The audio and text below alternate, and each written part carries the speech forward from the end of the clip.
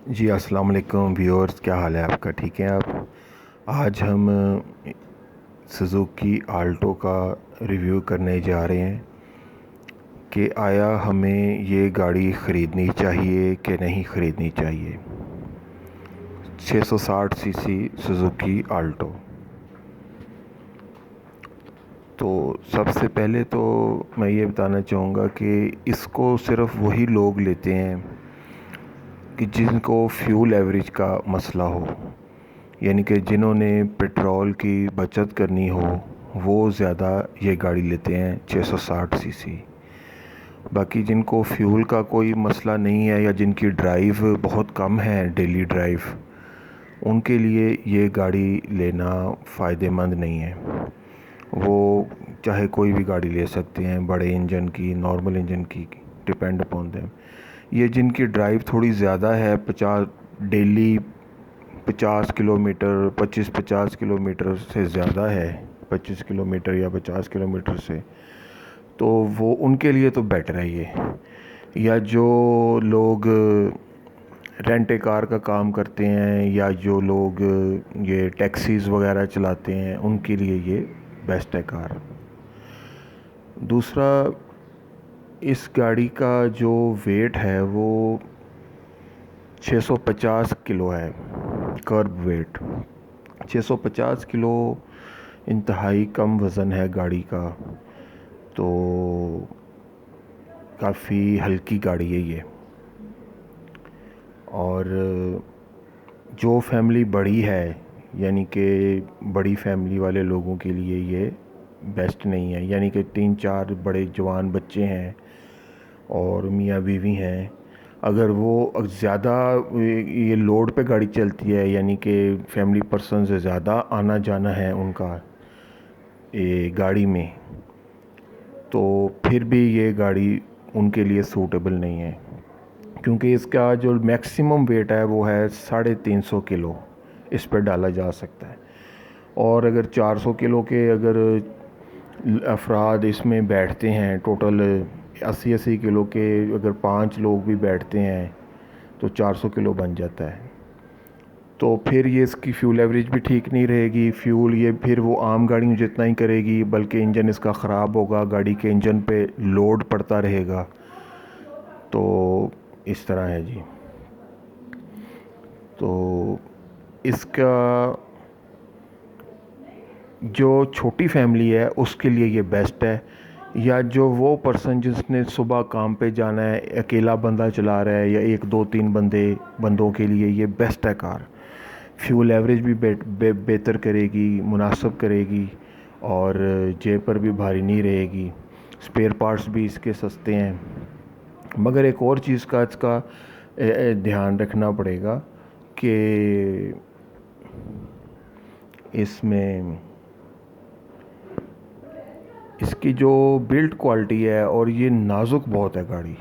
एक मर्तबा ये गाड़ी टच हो गई कहीं, फ्रंट से लग गई या टच हो गई, तो फिर ये गाड़ी समझ लें ये टोटल टोटल लॉस में चली जाती है गाड़ी। वो किस तरह, गाड़ी अगर उसका गाड़ी का मेन फ्रेम जो होता है, या गाड़ी जिसके ऊपर टायर चलते हैं, कुप्पे शुप्पे जिसे कहते हैं, जिसके ऊपर शॉक्स लगे होते हैं, वो अगर टेढ़े हो जाए ना, वो चादर टेढ़ी हो जाए, तो वो जो कंपनी की जो 00 जो उसकी अलाइनमेंट होती है वो कभी भी अचीव नहीं कर सकती गाड़ी। तो ये बाहर के मुल्कों में तो इसको टोटल लॉस करके इसको जो है ना, गाड़ी को इसका लोहा वगैरह बना के उसी वक्त इसको ज़ाया कर देते हैं। मगर यहाँ इधर जो है ना, वो रिपेयर करके चलाते हैं, जो कि सारी ज़िंदगी एक्सीडेंट का ख़तरा होता है ऐसी गाड़ियों का, क्या कहीं भी जाके एक्सीडेंट हो सकता है, कहीं गाड़ी जाके क्योंकि ये गाड़ी ने सीधा तो चलना नहीं है, तो वो 00 वाली बात नहीं रहती। तो इस तरह इसकी जो सा ये नाजुक बहुत गाड़ी है। अब आ जाते हैं इसकी फ्यूल एवरेज पर। फ्यूल एवरेज इसकी कमाल की बेहतरीन है एवरेज। ये लोड पर अगर हो, एसी के साथ चढ़ाई वगैरह पे चढ़ रही हो, तो 12 किलोमीटर से लेकर पर लीटर, और ये कम लोड पर हो, बगैर एसी के हो, तो ये 35 किलोमीटर तक इसकी रेंज है। और नॉर्मल ये जोन सा है ये 18-20 किलोमीटर करती है नॉर्मल ड्राइव में एसी के साथ। तो जो कि आम गाड़ियां जो हैं वो मैक्सिमम जोन सी 1000 सीसी गाड़ियां हैं वो मैक्सिमम 15-16-17 किलोमीटर करती हैं। इसकी मैक्सिमम रेंज है 30-35 किलोमीटर, क्योंकि हाफ़ है, हाफ़ फ्यूल की बचत है, यानी कि 15 दूनी 30, 15 टू ज़ा 20। तो फ्यूल एवरेज में ये कमाल है ये गाड़ी, और यही इसका कमाल है कि, और सबसे बड़ी बात है कि ये हो गई सुजुकी 660 सीसी गाड़ी, जो सुजुकी डाइहैट्सो हो गई या दूसरी जो गाड़ियां हैं, जो नए मॉडल की गाड़ियां हैं 2000 कह लें आप 16 के बाद की या 17 के बाद की गाड़ियां हैं, वो फ्यूल एफिशिएंट हैं। जो पुरानी गाड़ियां हैं 660 सीसी वो आम गाड़ी जितना ही पेट्रोल यूज़ करती हैं, यानी कि 10, 11, 12, 13 किलोमीटर तक। वो पुरानी टेक्नोलॉजी के उनके इंजन्स वगैरह हैं, के सीरीज़ के इंजन। इनके कुछ नए सीरीज़ कोई नई टेक्नोलॉजी के इंजन्स बने हैं, जो कि इनके इंजन्स हैं आर सीरीज़ के। और सुनने में ये आया कि सुजुकी वाले इसका इंजन पूरा इंपोर्ट करते हैं बाहर से, जो कि ये बहुत अच्छी बात है। पाकिस्तानी तो सुई भी सही तरह नहीं बना सकते, और अगर ये ऐसी ही बात है, चलें उल्टा सीधा इसकी जो क्या कहते हैं बॉडी है वो तो जैसे कैसे ये बना ही लेते हैं, बॉडी भी वो प्लांट बाहर से ही आता है। और मगर चलें इसका इंजन ये बहुत अच्छी बात है कि अगर इसका इंजन इंपोर्टेड ही फिट होता है तो फिर तो बहुत अच्छी बात है। और इस गाड़ी की रिलायबिलिटी और इसकी कामयाबी का राज ही इसका इंजन है। तो बजाय जापानीज़ यूज्ड कार जो आती हैं, इंपोर्टेड कार्स जो कि बाहर 3-3 साल 2-2 साल चली हुई होती हैं, वो मोस्टली गाड़ियाँ वो एक्सीडेंटेड होती हैं, रिपेयर्ड होती हैं। वही जो मैं बात कर रहा था कि जब गाड़ी एक्सीडेंट हो जाए, ख़ासकर फ्रंट से, या उसकी कोई ना कोई फ्रेम की चीज़ वो हिल जाए, तो वो कभी भी उसकी चादर जो सी है वो कंपनी के रिक्वायरमेंट के मुताबिक नहीं बैठ सकती। एक डेंट पड़ गया, अब ये एक साइकिल का अगर फ्रेम उल्ट गए टेढ़ा हो जाए तो वो सीधा नहीं होता, वो कबाड़िए को देनी पड़ती है। ये तो फिर कार है।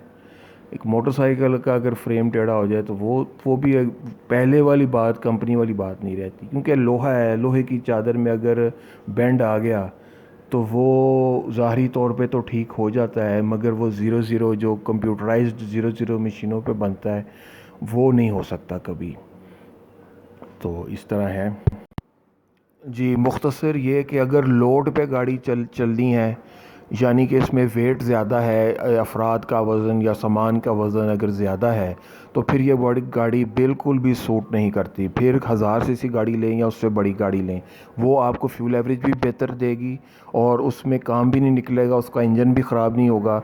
अगर इस गाड़ी पर आप लोड ज़्यादा डालेंगे और अगर आपके फैमिली पर्सनस ज़्यादा हैं इस गाड़ी में जो यूज़ होते हैं, जो इस्तेमाल करते हैं इसको, यानी कि 4-5 लोग हमेशा बैठते हैं या उसको यूज़ में ये ज़्यादा वेट में गाड़ी चलती है, फिर तो ये बिल्कुल भी ना तो इसका फ्यूल एवरेज का कोई फ़ायदा होगा, क्योंकि ये फ्यूल एवरेज ये 11, 12, 13 ही करेगी तब भी। और एसी भी इसका काम नहीं सही तरीके से करेगा, एसी भी इसका ट्रिप होगा। तो अगर तो इसने लोड पे चलना है फिर तो ये बिल्कुल भी रिकमेंडेड नहीं है ये गाड़ी लेना। हाँ, अगर 1, 2, 3 बंदे हैं